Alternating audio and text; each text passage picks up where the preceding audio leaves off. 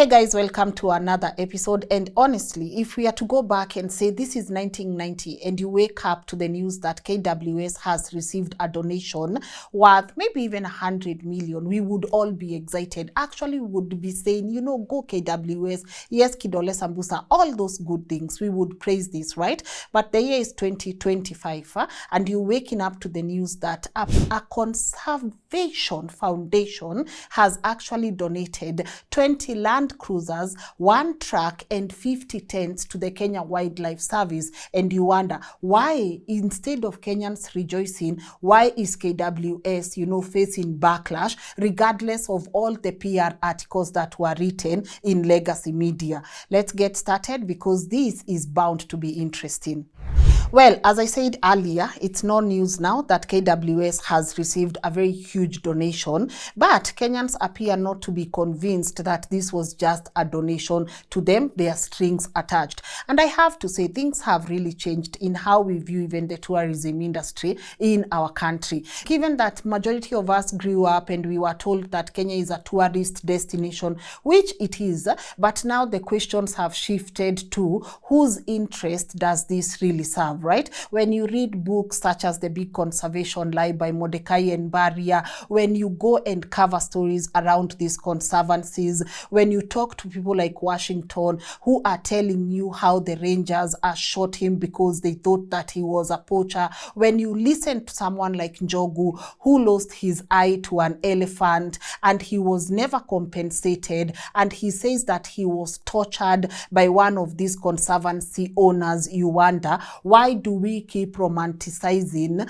Why do we actually have this crazy romance around tourism? Does it really serve us or does it not, right? And I would get where the backlash is coming from, but let's go straight to that Twitter and you guys can be able to tell me what your thoughts are. So yesterday, KWS posted this, you know, as I said, they've received great gifts and you are seeing them on screen. So as you can see, there's that tweet by the Kenya Wildlife Service where they are saying equipment donations to strengthen KWS operations. The Director General, Kenya Wildlife Service, Professor Erastus Kanga, today at KWS headquarters in Nairobi, received a key strategic donation from, the word there, I know we would likely call it Chantecaille Conservation Foundation, but it's French, so it's Chantecaille Conservation Foundation. And the donations of 20 upgraded Land Cruiser pickups, 1 truck, and 50 tents valued at 1.8 million were presented to KWS by Miss Sylvia Chantecaille, co-founder and CEO of the Chantecaille Conservation Foundation. The donation was valuably facilitated by the Sheldrick Trust. So yeah, you have the Conservation Foundation, you have the Sheldrick Trust, and you have KWS coming together for this very beautiful donation that they say is bound to help them in their day-to-day activities. But on that particular post, when you go now down to people's comments and feedback, you get a couple of comments. Actually, this whole post has nothing that is positive apart from one PR tweet that you can easily identify. And one of the replies that actually struck my attention was from Jerry Warindi that said, there is everything wrong with private foundations making donations to government entities.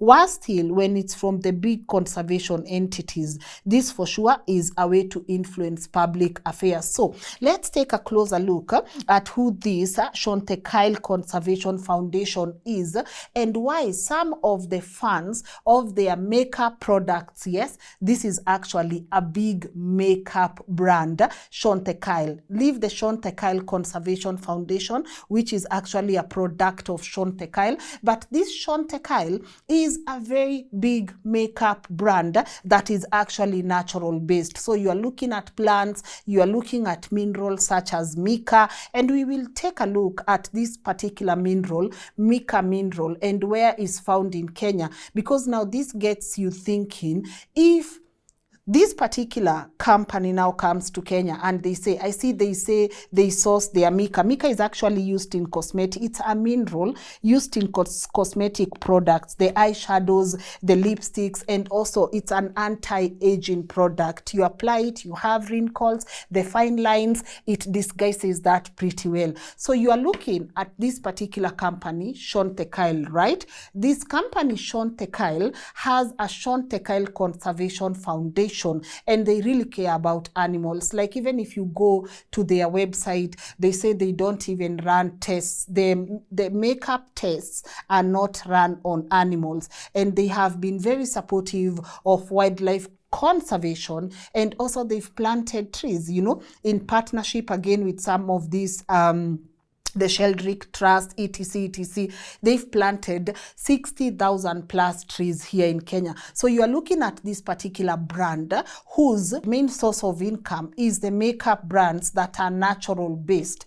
And you are looking at Kenya, you are looking at these conservancies where we have great plants, we have amazing minerals, and we have everything good going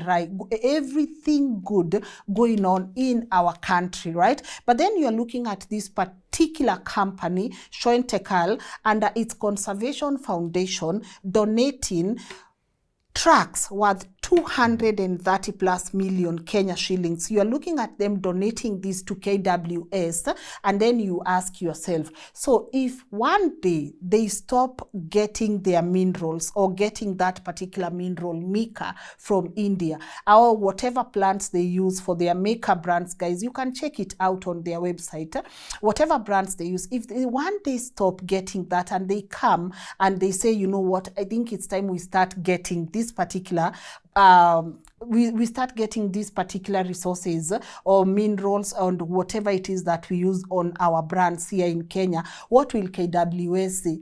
Imagine mi naona place yenye hata mdosi wa KWS atasema wewe usiwakataze, ujui hao ni wenye walitupatia magari, au ni wenye walitupatia truck, au ni wenye walitupatia tents. You get what I'm saying?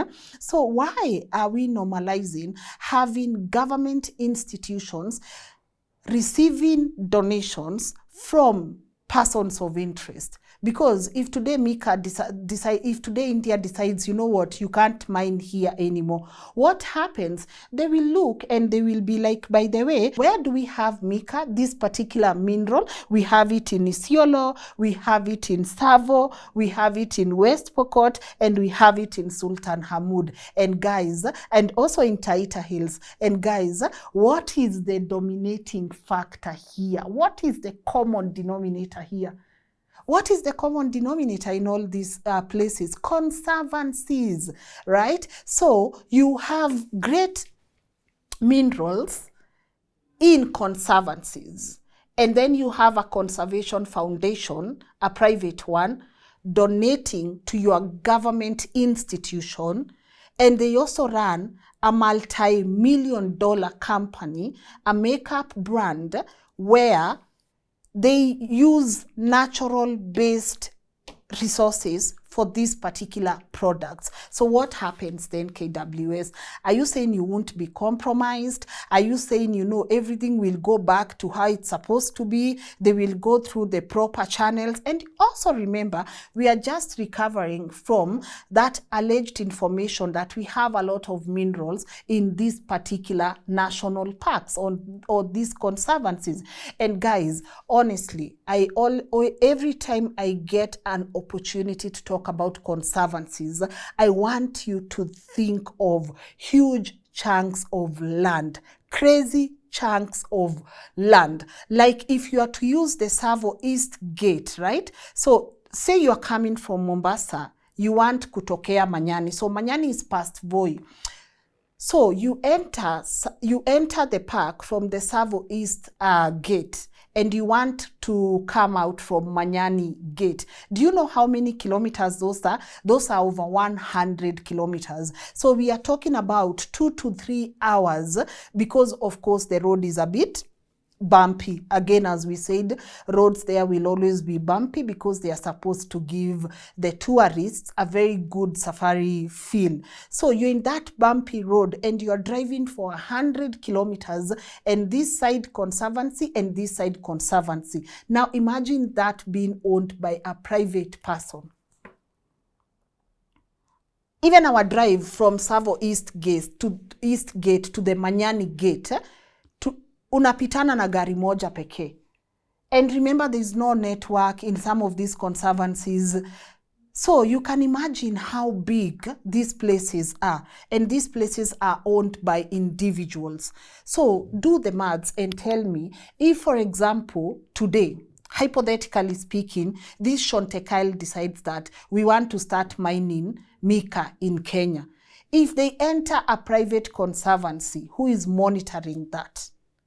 If they make a deal with a private owner of a conservancy and they say we need mica, we need mushrooms, by the way, is there a mica brand that uses mushrooms as a foundation? I don't know, but they need the rosemaries, they need this, the aloe veras.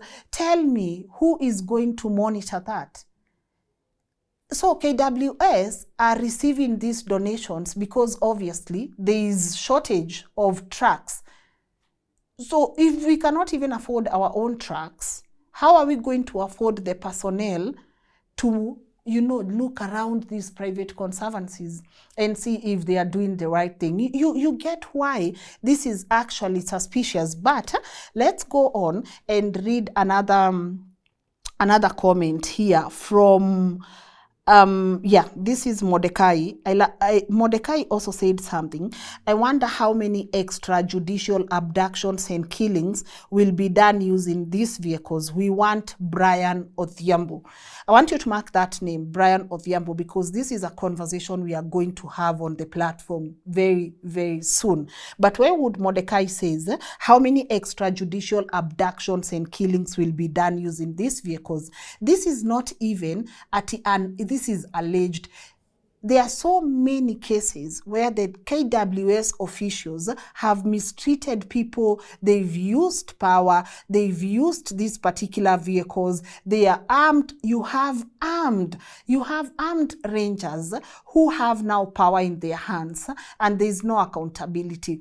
So you can imagine, well, these vehicles, of course, I want to assume that the Conservation Foundation donated them because they believe in the goodness of, wildlife and tourism, and this is a great initiative. This will help you guys maneuver around. But you can imagine now what has become of these KWS and conservancies. They are like a danger zone to the natives, right? And also, someone says,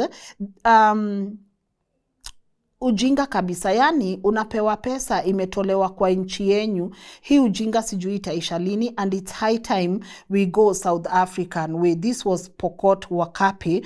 I think she insinuates that this money, it just came from you, maybe through the minerals, maybe through these resources, maybe through these fundraisings. Because what happens with these foundations, if you have seen, so you have a foundation like Shontekile Foundation, right? So Shontekile Foundation, they also have a website where they tell you about all the things they are doing in Kenya and all the things they are doing in this wildlife space. And there is a place where you are supposed, if you love what they are doing, there is a place where you are supposed to go and make the donations, right? I'm pretty sure you've also heard of some of these, like the Sheldrick Trust, adopt an elephant, etc., etc., etc., all these things. So you can imagine, like, I don't know, guys, I think when this person says, munapewa vitu zimedonetiwa na pesa ya kwenyu, they are not lying. There's an initiative here. We care about wildlife, and people like West people, like the global north, is obsessed with tourism. I'm telling you, they will tell you, and a lion has died. I'm not advocating for lions to die, but you are going to, like, it's going to be such a huge deal. People can even donate billions towards making sure no more lions die, right? They will tell you, we have the last rhino. we have the last whatever, we need IVF for this and this, we need this and this and this, and people will donate in crazy amounts. So it's like they are using what you have here to get those donations, and we are supposed to be excited about, like we are actually supposed to be excited about that, right? Where, let me see, so, let me read you one last one. We know for sure there are no freebies. What is the cost of the donation? What is it they are covering up for? Kenyans are wiser now than ever. Exactly, that's a tweet from Goodman. Kenyans are now wiser than ever. But what I found also interesting is one of the people who use their makeup brands, because of course Chantecaille, they've done an incredible job, and they are going to get praises from their fans as well, which is absolutely incredible. But there's this particular person who says, I use Chantecaille products. Now I'm done with this name, guys. I use Chantecaille products. It heartens me to see this fabulous donation. Maybe you can use it to move cattle out of the Mara and save the lions. Yeah. Did it register? Use the tracks, guys. Use these tracks that were donated to you to chase the cattle out of the Mara so that we can save the lions. Interpretation is so we can have great views of the lions. So you have someone here who is advocating for these tracks to be used. And you know, guys, sometimes we laugh about these things, but this is what is actually happening. We've reached a place where I'm gonna do a video soon on this particular concept, how nowadays an animal's life is more important than a human life, or whatever happens in that surrounding. And when I hosted Akina Mordecai and they said Africans and their activities around Maras are an eyesore to tourists, I was like, what do you mean? But you see, they are speaking, they are saying, by the way, use these tracks, chase the cattle out so that you can save the lions. And you wonder, so what are the natives supposed to do? What are the natives supposed to do? The people who depend on these activities, what are they supposed to do? What are they actually supposed to do? And I love what Joy Lee said. She says, move cattle, meaning driving Kenyans from their ancestral lands to satisfy the desire of tourists. Does this happen in your country? And that was a very good question. Why would she, sitting wherever she's sitting, maybe outside Eiffel Tower or outside somewhere having some croissant, why would this person think it's a good idea for these tracks to be used to chase the cattle so that the lions can be saved? And this person says, she continues and says, so you think saving lions or elephants is only for tourists? Human population is exploding unchecked, while all Africa's wildlife has declined to near extinction levels. Surely there is room to compromise, learn new means of income. Cattle destroy fertile land. Sasa nyinyi ni wasaidia aje?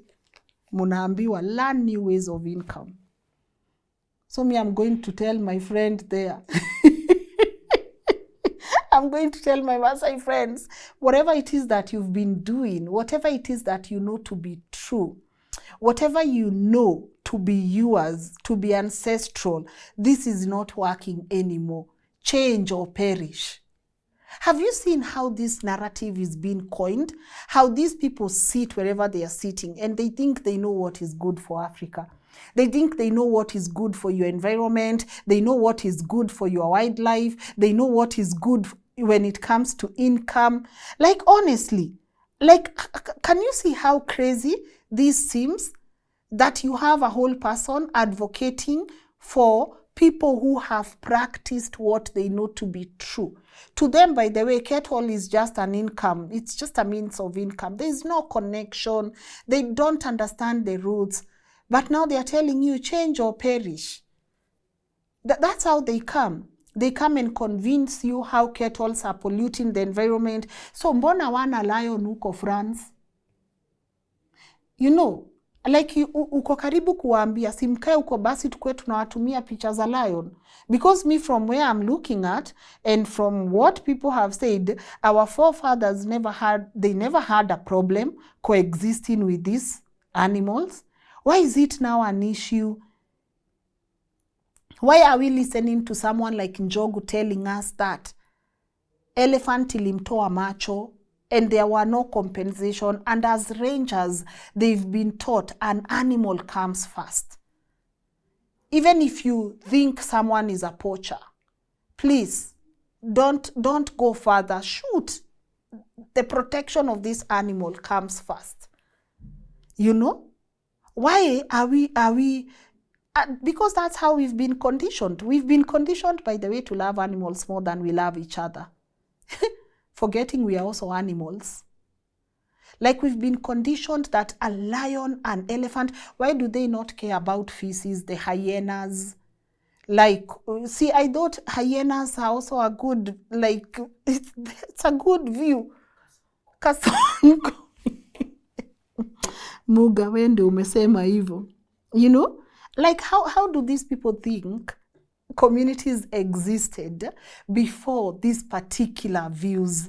Their love for lions, elephants, leopards. How do they think Africans existed? And you will notice, no matter how much noise is made about these conservancies, they never say a thing.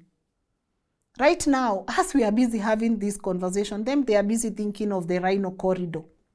And they will use the analogy of a rhino corridor because wanataka kushikanisha hizo conservancies pamoja. So that is their territory. So you have this conservancy coming together with this conservancy through what they are calling a rhino corridor. So you have like 50 conservancies together. They form their own territory. By there, I will even talk about these conservancies right now, and they'll not even reply. They'll not say a thing. To them, we are just people who make noise. You don't understand. Let's stop normalizing putting animals before our own people.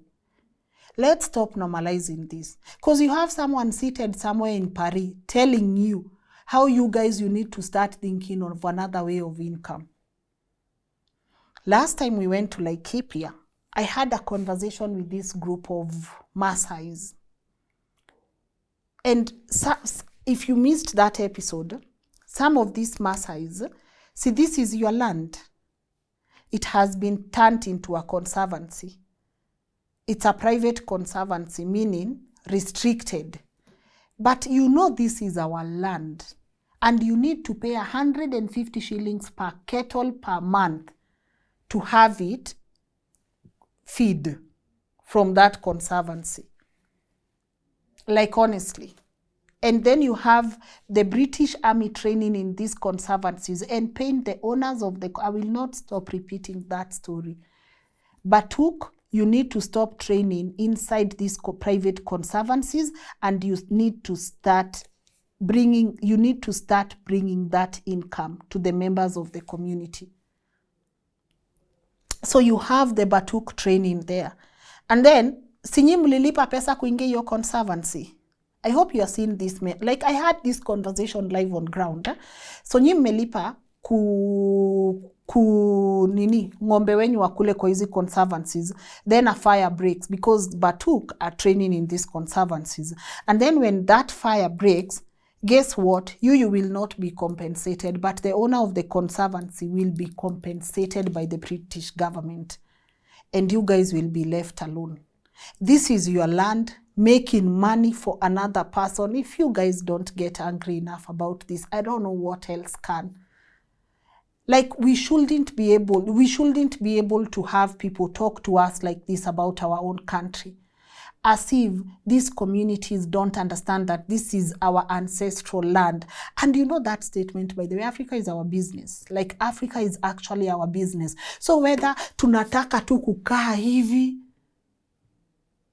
tushindane na lions kila siku, it's our country. We can do that. We can actually do that. It's our country. This is our country. This is our continent. We can actually do that, right? All right, so, I don't know. I don't know what your thoughts are, but this whole thing of we need to save the lions, we need to save the elephants, we need to save these animals from becoming extinct, it's actually a lie. And I love what Mordecai pointed out. He said, by the way, we have over 300 elephants in Africa and over 20,000 lions. So they aren't close to extinction, and the greatest danger for them is European hunters, not our children or our livestock. There. We are not even the danger to our own animals. You are. You guys are. You guys are the one who loves sports hunting. You know, when you guys hunt, it's sports hunting. When we hunt, it's poaching. Like, you get the difference? Yeah. And also this whole narrative that these animals are going extinct. Let them go. Others will come. Others will come. The lives of 100,000 communities members cannot stop because of one lion. I said it. The lives of 50,000 people will not stop because you guys are saying this is the last remaining rhino, the last remaining what, Ziko, Sudan. Is of it to Ziko. So this whole narrative of using these concepts to get the donations, and then these donations you buy 20 Land Cruisers, and then you donate this to the Kenya Wildlife Service, and then later on when you guys have your own mining interests, you come and tell KWS, tuliwajenga, tujengeni sasa. Game over, guys. Game over. But let me know, do you think government institutions should accept donations from private foundations, especially when it comes to the wildlife sector, when it comes to this whole tourism, this whole thing? Yeah, I understand Shonte planted 60,000 trees, which is really good. And you see, they put those details very well on their website so that people can see what they are doing, so that when it comes to the donation part, you guys can just go and do what? And donate. But I'm really interested, for me, your views is what I'm always interested in. We've just started digging on these conservancies. We've just started actually talking about them. But they are amazing people who have talked about these things for years, but no one takes them seriously. And also, it's really sad to see some of the local people that call themselves environmentalists, who are on the payroll of this particular conservation foundation. They are the first ones to say, you guys, you have an agenda. Our animals are becoming extinct. You don't even know what you're talking about, and you call yourself an environmentalist. What is this that has made you think the life of one elephant is more important than the life of 100 community members and their generations and the generation to come? Like, the big question for me, honestly, before I wind up, has always been, Kwani, how did we live before? How did our ancestors live with these animals? When did animals become a priority such that you have a conservancy, 100,000 acres that hosts 2 elephants alone? Kwani elephants squeezes zinakula nyasi aje? I'm out, guys. Share your feedback on the comment section. I'ma see you tomorrow with an episode of LNN.